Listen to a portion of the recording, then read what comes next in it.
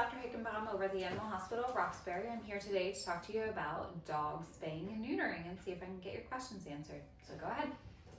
Dr. Hickenbottom, what is the difference between spaying and neutering? So spaying and neutering generally has to do with gender. We neuter male dogs and we spay female dogs. At what age should I spay or neuter my dog? That is a conversation that you should have with your veterinarian. They know you and your dog the best. That decision really depends on the type of dog, the type of work the dog is going to do.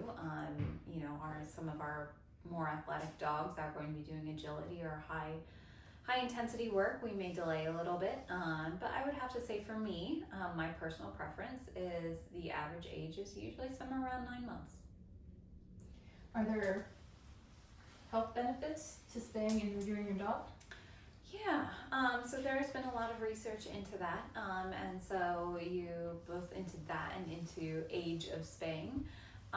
We find that dogs, especially male dogs, if you neuter them, you tend to decrease the risk of them running away. They tend to have less testosterone-related behaviors like marking things and humping things and mounting, and even sometimes a little bit of some aggression, particularly towards other intact male dogs. Are there any reasons not to spay or neuter your dog?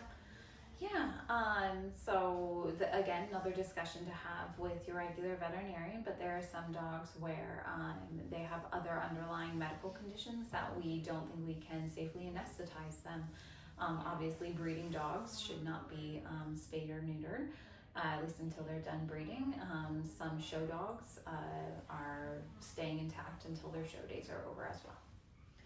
Are there any risks associated with spaying or neutering? There's always risks involved with anesthesia.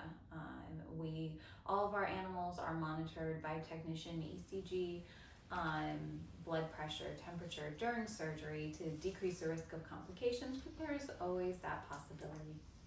How should I prepare my dog for spaying or neutering procedure?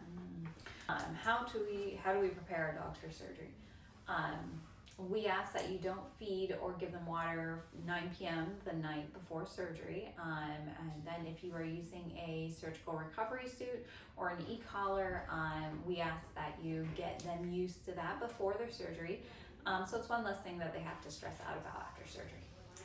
What should I expect on the day of the surgery? So day of surgery, we ask that you drop off in the morning at around 8:30, 8:45. No food or water since the night before. Most of our guys will be sent home with medication, a pain medication that you give the night before surgery and the morning of surgery. That helps with pain control before surgery, but also helps with a little bit of some anti-nausea. So make sure that is given. How long does the spaying or neutering procedure take? That really depends. Every dog is a little bit different. Some of our different, like shorter breeds, kind of are like pity breeds. They're fairly quick to spay. Some of our longer, leaner breeds, so think your German Shepherds, your big labs, can take a little bit longer. So the bigger the dog, usually the longer the procedure as well. What is the recovery process like for my dog? So we do ask that they try and stay as calm and quiet for 2 weeks as possible. That's more important in the females than the males, but it is important in the males too. And we usually recommend using either a surgical recovery suit or an e-collar to prevent licking. And remember, don't let their housemates lick at their incisions either. Will spaying or neutering affect my dog's behavior? Generally, they're a little cranky, a little tired for the first few days after surgery, and that's totally normal. I would be too.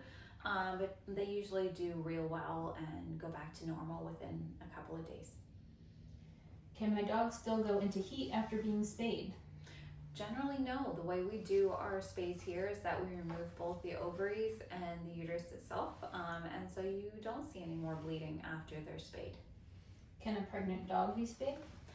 Yes, a pregnant dog can be spayed. It is a little bit higher risk, but it is possible. Will spaying or neutering make my dog gain weight? The jury is still out on that one. But yes, we do think that in some cases, spaying and neutering can lead them to be a little bit chunkier than they would have been intact. Are there any long-term health issues I should monitor after spaying or neutering? Well, we always recommend keeping your dogs at a lean weight. regardless of intact or altered, because that in and of itself can help decrease some of the issues like arthritis that we'll see in our older dogs that we aren't sure if they're linked to spaying and neutering. How much does spaying or neutering typically cost? That really depends by dog. You know, bigger dogs generally tend to be a little bit more expensive. Smaller dogs tend to be a little bit on the cheaper side. But that also depends, do they have other things going on, you know, and so it's a big discussion you have to have with your regular veterinarian, but they can give you an estimate. What should I do if my dog has complications after the surgery? And talk to your veterinarian. If you have any questions about dog spaying and neutering, give us a call at 973-691-1771.